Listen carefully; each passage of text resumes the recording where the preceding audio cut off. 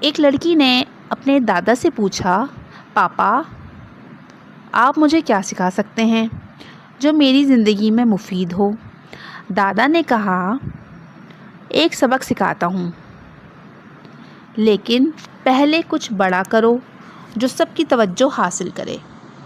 لڑکی نے پوچھا، دادا نے کہا، محلے میں جا کر سب کو بتاؤ کہ میری شتر مرغ نے 6 سنہری انڈے دیے ہیں اور میں کروڑ پتی بننے والی ہوں۔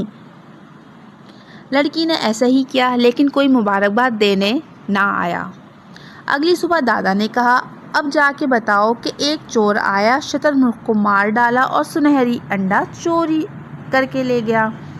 لڑکی نے ایسا ہی کیا اور فوراً بہت سے لوگ ان کے گھر آ گئے۔